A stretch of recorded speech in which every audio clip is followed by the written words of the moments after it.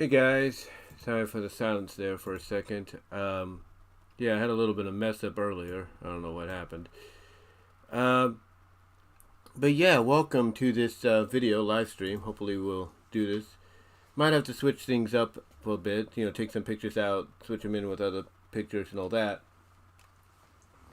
But yeah, welcome to this live stream as I make sure you guys can hear me this time. But yeah, welcome to this video. Yeah, making sure you guys can hear me. But yeah, welcome. And as the title of the video implies, it is, believe it or not, it's going to be 10 years next month. That's right, the first month of the new year, 18 days in, on January 18th, it'll be basically 10 years since the Return of the Freedom Fighters arc concluded with issue 256, which you can see in your upper right hand corner right here, that has Sally and Amy and Sonic on it. And then of course you see it down here on the bottom left as well. And the reason that's kind of significant in the eyes of a lot of folks, a lot of fans, is mainly due to the fact that that arc in itself, that little reintroduction, if you will, the characters, was something that a lot of fans feel didn't need to really be done. And let me explain why. See, a lot of fans felt that, if Ian Flynn wanted to basically, go this route, he wanted to reunite the Freedom Fighters, then fine. Go the route you were planning, but don't go a route that basically causes a lot of fans to be, upset. Don't do something that's going to, cause a lot of fans, to be upset with, what you're doing. Try to do something that, gets them to, continue to enjoy, what you're providing. That's about it. Basically do something that, like I said, is not going to upset them or anything. Do something that they're going to enjoy. Do something that they're going to like and everything. And unfortunately, he didn't do that. He did not do that or anything. And yeah, it's like, there we go. Just checking something. But yeah, he didn't do that. Instead, what he did is he took an arc that a lot of fans, felt was dragging on for too long, but felt that the conclusion was close. They felt that the conclusion was close and everything. They felt the conclusion was close. And instead, what did we end up getting? We ended up getting something that, obviously did not make a lot of sense. And if you will, it's, because, we didn't get a proper conclusion.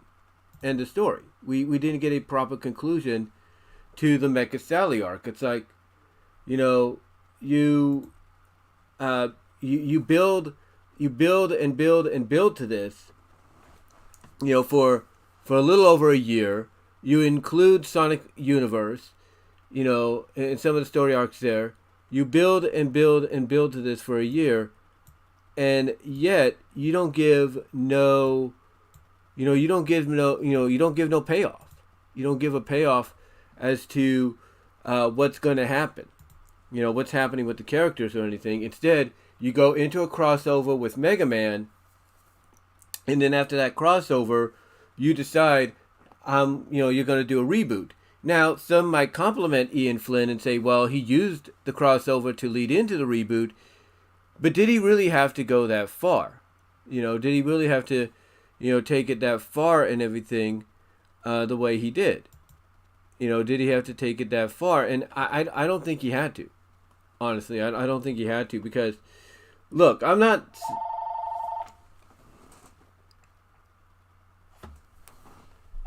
And that's just a portfolio call.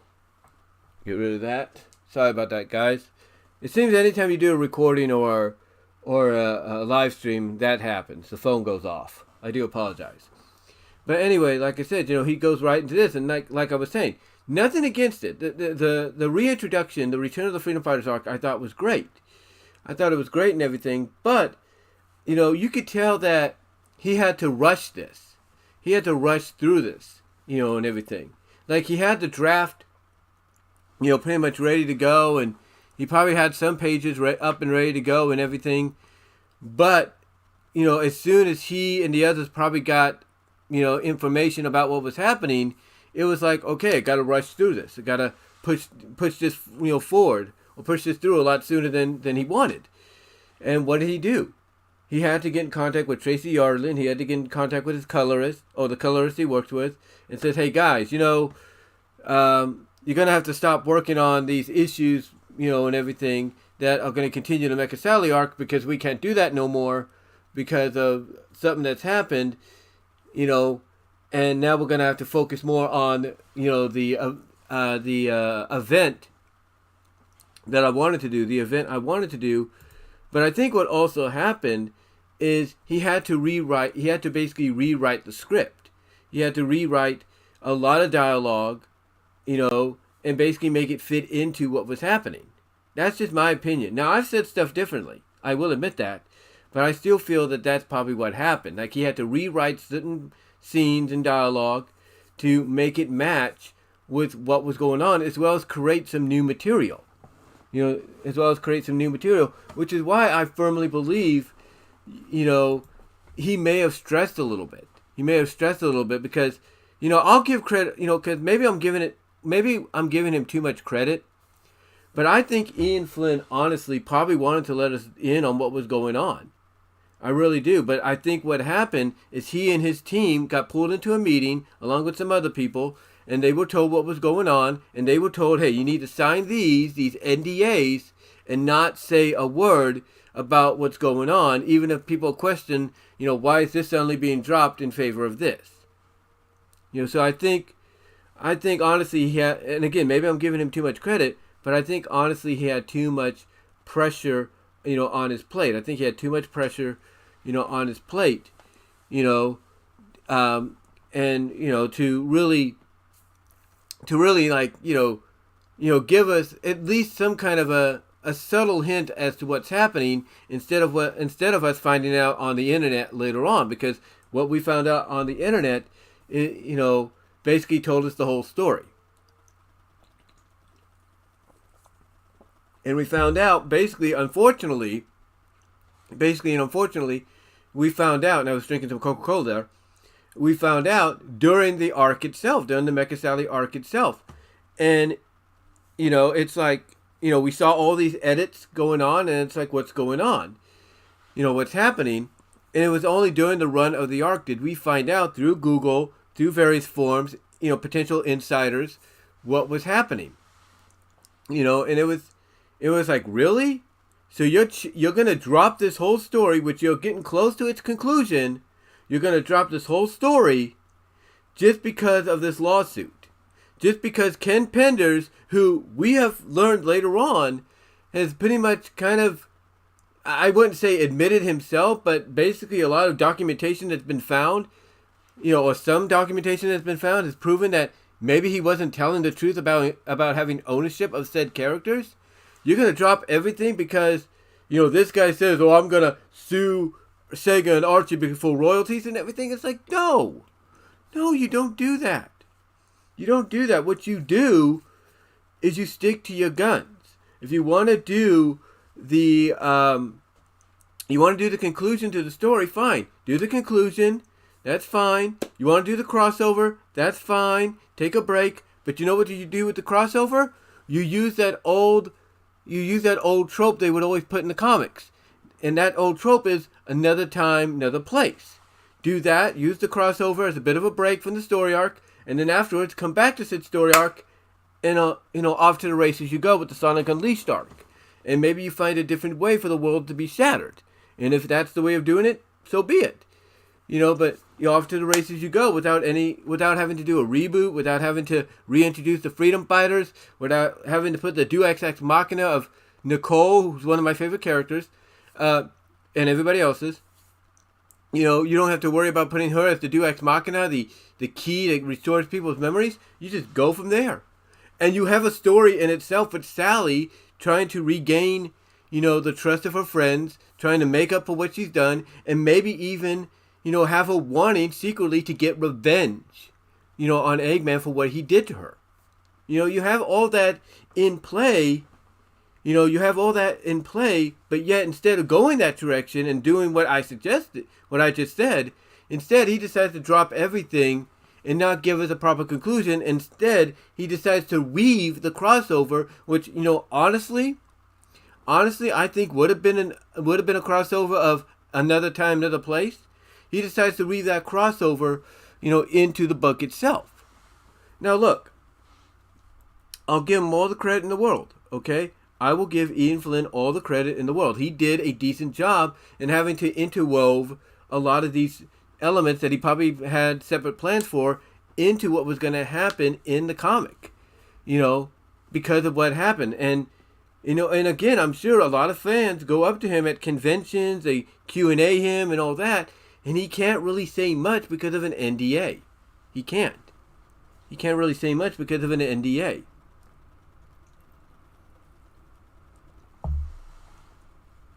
So I can understand that portion. I can understand. Now, what's interesting, though, is something else that I've noticed. And others have noticed this as well. Okay? One thing we have noticed. We as fans have noticed. And I mentioned this recently. Okay? I mentioned this recently. It is the whole.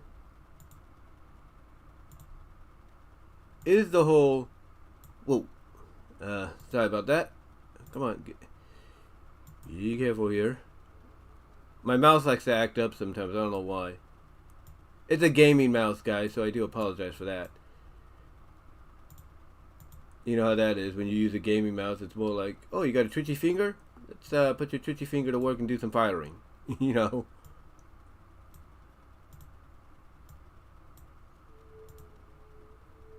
Hold on, let me get something here. Try to lift it up. You can see what's coming on the screen, right? Okay.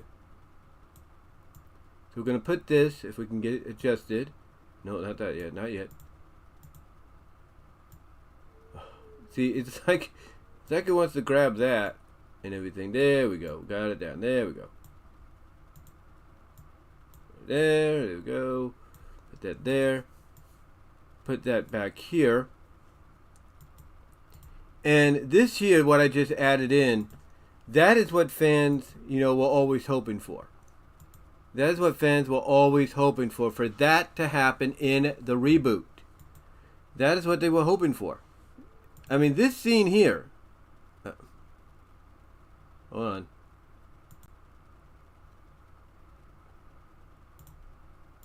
Let me go back. Look at that. I'm looking at a game mouse and everything. But this scene here.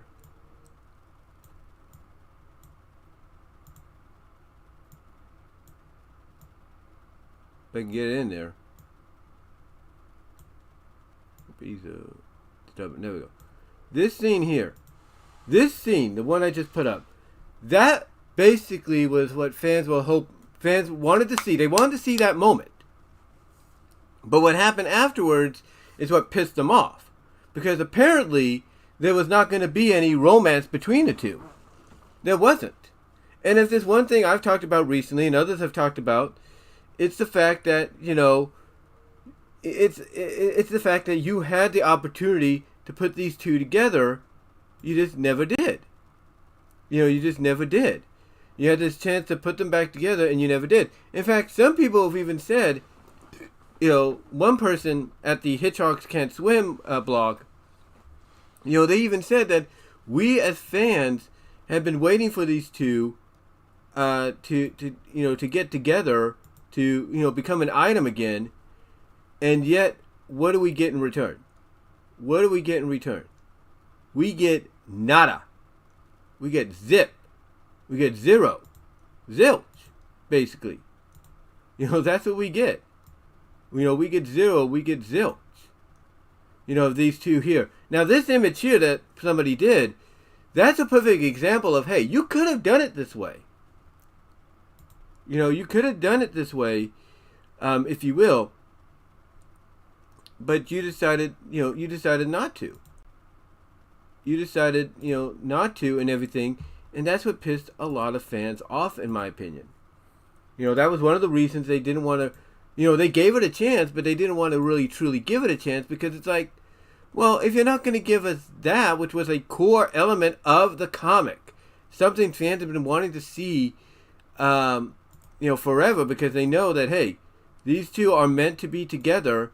It's like you're trying to basically pull a Spider-Man Mary Jane situation, and that's not going to fly. All fans wanted to do, and like I said, one fan at the Hitchhawks Can't Swim post or blog said it best. Fans have been rooting for these two to end up together. And what did we get instead? We got these two not being an item anymore, because why? Well, like I said in the previous video, I think it's because Ian Flynn, got sick and tired of all the arguments. He got sick and tired of, the BS that the fan base was putting out there. I really do. I truly think, in my opinion, okay, I think he was just getting sick and tired of it. I mean, he even kind of said it himself. He was sick and tired of all the arguing with the fans. The fans were just like, they could not accept the fact that Sonic was with Sally. That was the one thing. They could not accept that. As I adjust this picture here, they could not accept that this moment that I just put up there was one of the main things that brought fans to the comic. They could not accept that. And it's like, well, if you don't like these two being together, then don't read the comic. Maybe the comic's not for you. But fans still read it because it's Sonic. But again, it's like, it's like if you're not gonna, put these two together as an item, and everything. If you're not gonna put them together as, an item. If I just replace one picture with another here. If you're not going to put these two together as an item, then why even build up to them in the first place? Because I think that's the other thing that upset a lot of fans. It's like, wait a minute. You spent basically, a whole, it's like you spent basically a whole 11 issues, if you will, building to these two getting back together from the end of 211 to 222. You build, and you build, and you build. And the end result is, you get them back together, but it's only briefly, because then 8 issues later, what do? You slap fans in the face by saying, I only did that to satisfy you guys, to do a little fan service, and now I'm done with it. And why? Because basically fans could not accept, I guess, in my opinion, this is the way I see it, because like I mentioned earlier, he kind of mentioned it this way. It's because fans could not accept Sonic's with Sally, and that's it. That's it. Sonic's with Sally in the comics, and that's it. The comics are not like the games. They might have tie-ins, they might have loose adaptions, but basically but it's not like the games. The games are their own thing. They are their own thing, and that's it. That is it. But fans cannot accept that, and I think that's why I think that's why Ian Flynn got tired of it, because fans, to me, were pestering him. They were saying, hey, when are you going to do Sonic and Sally? What about this? What about Sonic and Amy? What about this? It's like, it's like dudes and dudettes. If he's going to go with Sonic and Sally as the item, as the main love couple or romantic couple in the book, kind of balance it out to where it feels more Satayamish, if you will. If he's going to go that route, then let him do it. Don't get picky of, oh, well, Sonic should be with Amy because they're both hedgehogs. No, don't be like that. Be understanding, like, okay, Sonic's with Sally, in the comics, that's fine. As long as he's not with, her, as long as he's with Amy in the games, I'm cool with that. I think that's what kind of got under his skin. The fact that they didn't see it that way.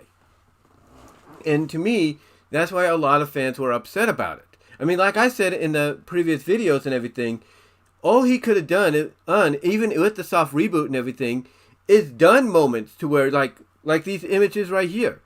These images right here on top. This one right here on the left, and this one kind of like in the middle to the right. They could have done something like that, and fans would have been fine with it. Fans would have been cool with it. Because at least it's showing, okay, there is something there. There is something there. But, we haven't gotten to that point yet. We haven't gotten to that point yet. Now, if if Ian Flynn ever comes out and says, yeah, I did have plans to put them back together, post 300, if the book had gotten that far, you know what I'm going to say?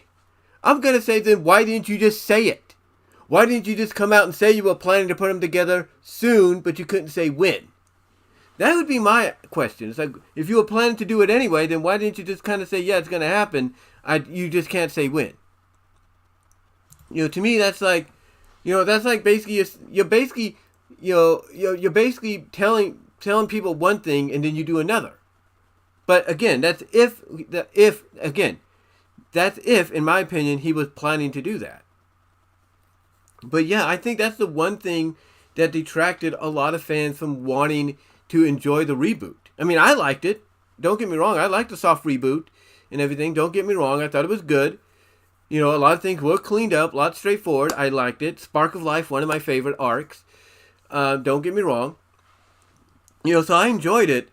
But I think the reason, in my opinion, people didn't thoroughly enjoy it is because Ian Flynn wasn't taking any effort to put Sally and Sonic together, or at least hint at the fact that they're still an attraction. It's like you had the opportunity right in front of you and you didn't take it. But speaking of the story too, speaking of the story, let's talk about the story that led into this, the Mecha Sally arc. A lot of fans are mixed about it. Some liked it, some didn't.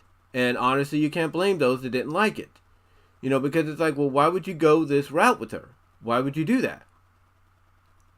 To them, it didn't make sense. But what's interesting is a lot of fans came up with different scenarios for her character. They did. They came up with different scenarios of what could happen to her character, if maybe, as I remove some pictures here for a second, I do apologize. If maybe they would have gone down a certain route. Like this picture I just put up, Ace of Speed 94. Ace of Speed 94 put that one up. And he basically feels that this could have been Sally, this could have been a direction they could have gone on or gone in with Sally. Basically very Metal Sonic Overlord-ish, if you will, but more of the Mecha Sally Overlord-ish, or over goddess, if you will. That's what he feels could have been done. If they didn't get to her in time, because he's basing it off the fact that there are those kind of stories out there to where somebody gets so corrupted, under the control of another, that they start planning things on their own, that they start planning their own views of conquest, their own wants and everything to be world dominators and everything. And he looked at the fact that, hey, this could have been something that could have happened to Sally. And you know what? I think, honestly, and I've said this before, if they would have done something like that, I don't think anybody would have an issue with it. I don't think anybody would have an issue with it because it would have grabbed their attention if you ended one issue and here she is like that because of, let's say, chaos magic or whatever. And it's like, oh yeah, this is going to be interesting. Now what is Sonic going to do to save her? Because now it's like, does he save her or does he do what he's got to do and it's going to be not good?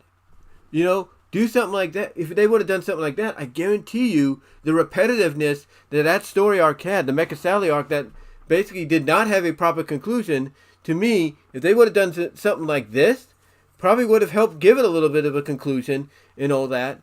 Even if you wanted to incorporate the Genesis wave at that same time, to where now you leave it to your imagination, what's Sonic going to do? Well, you don't know now because you pretty much been wiped that out of existence. But you know what's also interesting about that Mecha Sally arc, you know, and everything? What's interesting about it is during the reboot, fans like Glitcher went online and did comics like this. They have a little comic series going on. I don't know if he's still working on it or not, called Sonic Retold. It's a little darker. And what you see here, and I'm putting them up right now, but, you know, what you see here basically is, you know, scenes or pages from his issue number 3 of, you know, of the comic. Because basically, I don't want to move that. Because basically, what he's doing. Oh, let me hold on for a second. Let me remove that. I don't know why it does that lately. But anyway, what was I? Oh yeah. Let me get to it. Sorry, guys. There it is. But right here, this scene here, right here in the middle. This is basically, I want you to recall one thing. It was the end, I think it was the end of issue 231, right? Where we see Eggman with a blowtorch. He's getting ready to work on Mecha Sally as a mecha form, right? He's going to work on her to weaponize her. What Glitcher did here, and other fans have done something similar, is he basically said, okay, we don't know how he weaponized her, so I'm going to do something a little bit more graphic. I'm going to be a little darker in what I do, and I'm going to show exactly how maybe I saw it happening, maybe other fans saw it happening. And what's interesting is Glitcher commented to a fan, and he said he said basically being a fan of Sally himself, being a fan of Sally themselves, and not liking the fact that she got, you know, roboticized and weaponized. You know, they said it was basically hard for them to put this together, to draw this scene. Because, you know, like a lot of us, they were not thrilled, you know, with her being roboticized, all weaponized and all that. But the curiosity that got to a lot of us was, okay, how the hell did he do this? How did Eggman do this? And my opinion at first was he probably wielded on weaponized armor on her. That was my thought. But then the more we saw exactly like the enhancements and everything he gave her, it's like, oh yeah, he did more than that. And even I came to accept the fact that, yeah, he probably did indeed gut her and everything. He probably did take her apart and gut her.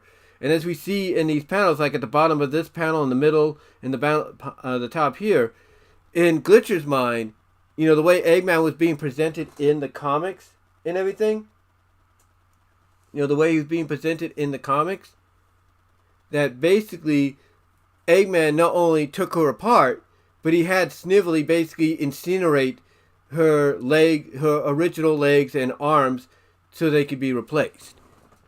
You know, that's how he sees it. You know, that's how he saw it and everything. And again, Glitcher, or he, she, they, you know, that's how Glitcher saw it. And they said basically, as I mentioned, it was hard for them to do. Like, they even swelled up a little bit because they liked the character. We all did. You know, and everybody has, you know, their opinion of how someone like Ian Flynn truly feels about the characters and certain ships and all that. And that's your opinion. That's fine. But again, it's like, but again, it shows you how much the fans are willing to invest into something, even if they don't like, what they're investing in or trying to fill the gaps in and all that. Even if they don't like it, it shows you how much they want to, kind of really fill out, kind of fully develop that story, kind of show like, yeah, this is how Eggman was portrayed in the comic, and this is how we see that Eggman in the comic, weaponizing Sally, or how he came to do it and everything. So that to me, so again, it shows me that fans, even if it's hard for them to do something like that, it shows that they are invested to want to see to want to picture, kind of get that full picture of like, why didn't Ian Flynn kind of give us an idea, like silhouette wise, why couldn't he give us an idea of what was going on? That's what got people's minds, up in arms and everything. That's what got them up in arms, got them curious as to what was going on. But anyway, they delete something. I don't know what that was. But anyway, like I said, it's one of those situations to where, I get what he was trying to do and everything. I get he was trying to salvage things and all that. Don't get me wrong. I get he was trying to salvage things. I get he was trying to, work with what he had. I understand that. We all do. We all understand he was working with what he had. Okay? We all understand that. We all understand he was working with what he had. But, again, it's like he could have done some things to really get people to want to be truly invested in it. Like I said, even if he wasn't a fan of the whole Sonic and Sally, relationship. I mean, he was a fan. Let's be honest. He was. I don't think he hated them or anything. It's just that he was in a situation, where basically he didn't know what to do. He didn't know what to do, and that's the honest truth. It's like he wanted to put them together. He wanted to keep them as an item, but then again, you have fans that are like, oh, I don't want Sonic and Sally together because they're not Sonic and Amy. And it's like, dudes. Dudettes. If you don't want to see it, then don't read the comic. It's like a show. If you don't like the show, don't watch it. And everything. If you don't like the show, don't watch it. That's about it.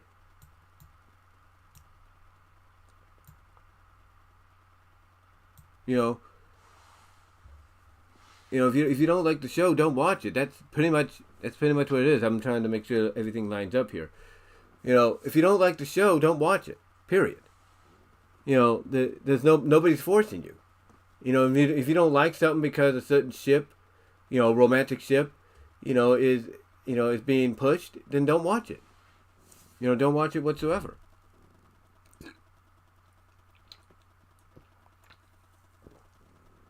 As I drink some more Coca-Cola.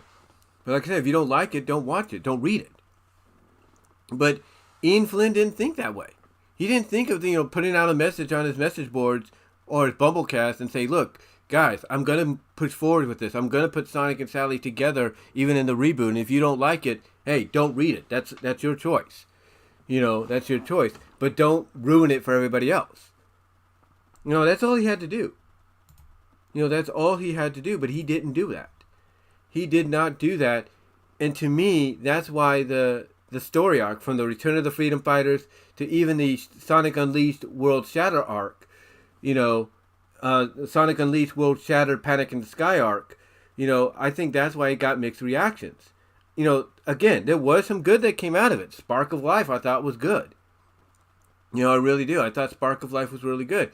But, again, you could have done all these kind of stories. You could have done a World Shattered arc. You could have done Sonic Unleashed. Even in the pre-reboot, all you had to do, unfortunately, because of the lawsuit, is just push things forward. Just instead of shelving them and scrapping them and all that, you could have just pushed it forward and said, guys, we got to work on this now, because guys, we got to work on this now because of what's going on.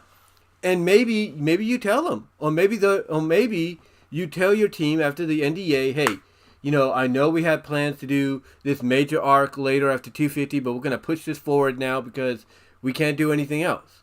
And there you go. And then at the same time, like I said, you could do a separate comic based on the crossover between Mega Man and Sonic, or after 250, you take a break, do the crossover in using the another time, another place trope, and then come back, go from there.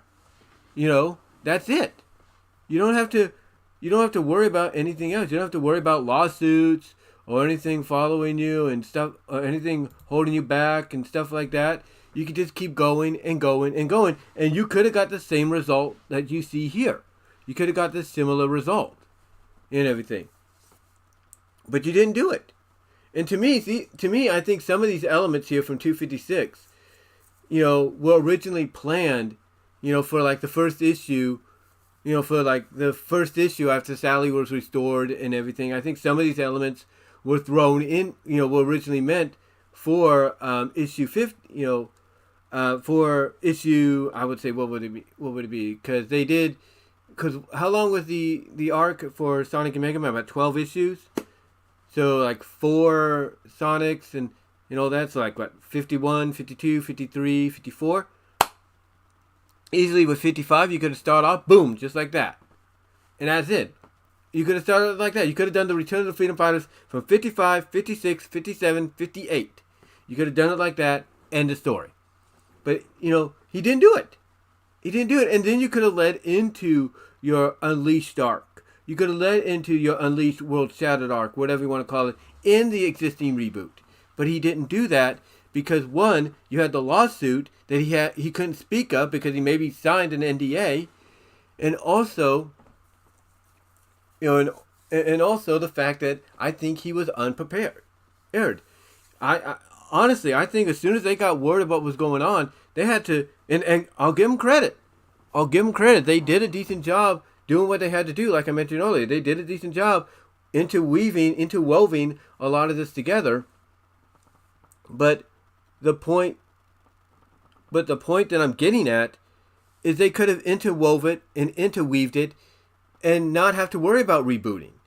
You could have done the Sally Gets Restored deal, and then during the return to the main story around issue 55, use that to not only bring the Freedom Fighters back together, which you did with the Return of the Freedom Fighters, bring them back together, but you could have also used that as a way to help Sally's character, as I talked about earlier, kind of, make up, kind of go through this development of making up for what she's done as Mecha Sally, as well as even be conflicted at the fact of what would she do when she sees Eggman? Would she want to see him get taken down and arrested and sent to prison?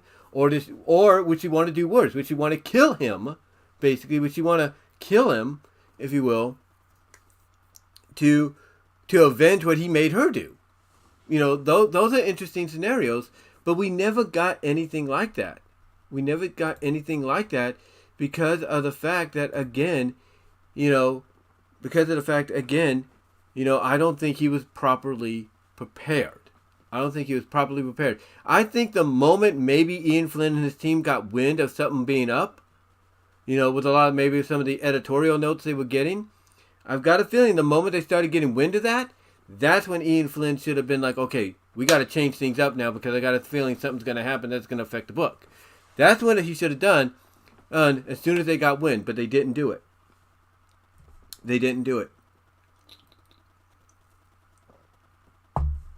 The point is, looking back on this 10 years later, going on 10 years next month, I'm not going to say that it wasn't a good story arc. Like I said, I enjoyed the Return of the Freedom Fighters. I thought honestly the whole soft reboot, retcon, however you want to look at it, I thought it was decent. I thought it was good. I thought it was decent.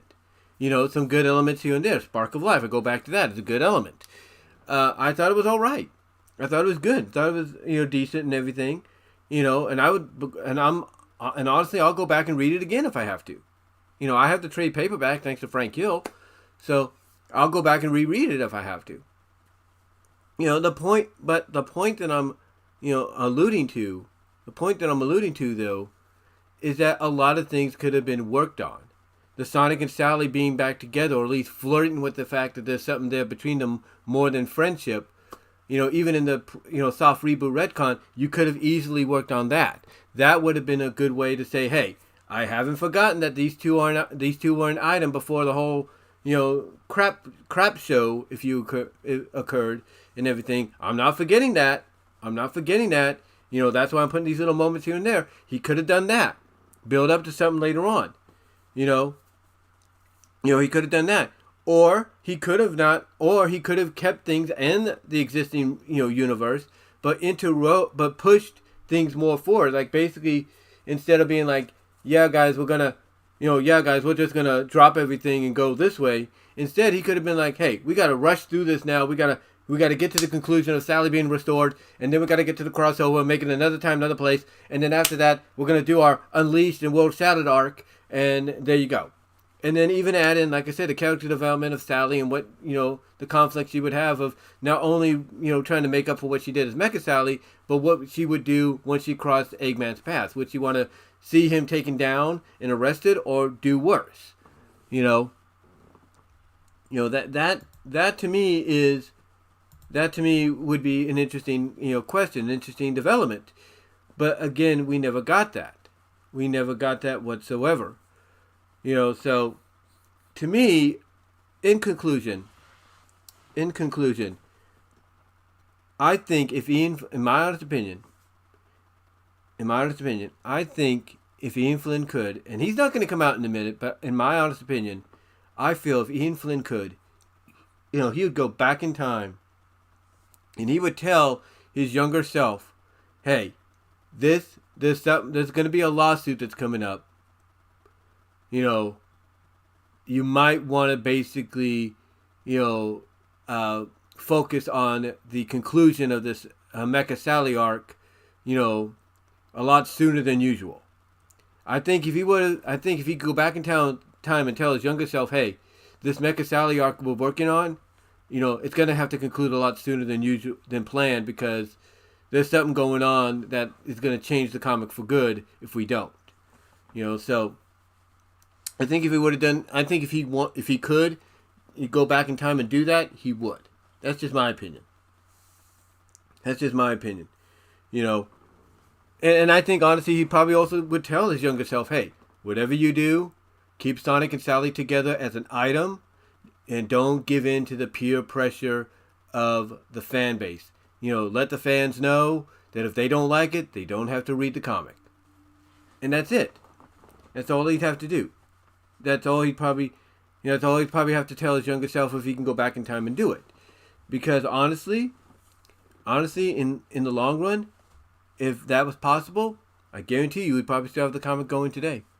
Maybe not. I'm not really sure. But yeah, it's like when you look at this, when you look at this overall Return of the Freedom Fighters arc, that was basically the foundation for the reboot, retcon, soft reboot, soft retcon.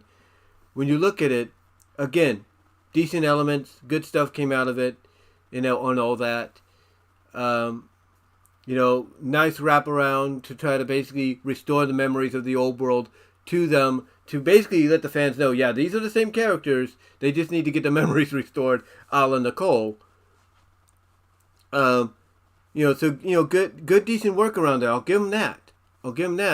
But again, I think the mixed reaction was the fact that we didn't get a proper conclusion to Mecha Sally. We didn't get that proper conclusion.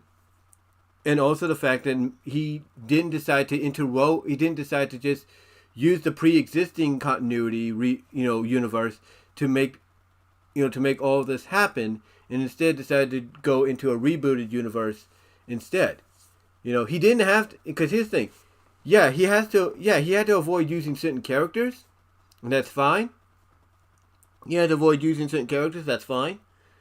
But still, he could have kept things in the same universe. You know, he didn't have to do what he did. And like I said, with the crossover with Mega Man, could have took a break. You know, dedicated the next 4 issues to the crossover of the main comic. You know, and then go from there. You know, go from there and see what happens. But, okay, but unfortunately, that's now or then. That's now or then, if you will. But, yeah, overall, look. There's a lot of things he could have done. The Sally Sonic thing, I think, could have been a good one. I mean, I understand why you wanted to do Sally and Nicole, like I mentioned before in the video. It's because it was the it thing to do at that time. You know, kind of show support for the LGBTQ community and all that. I get it.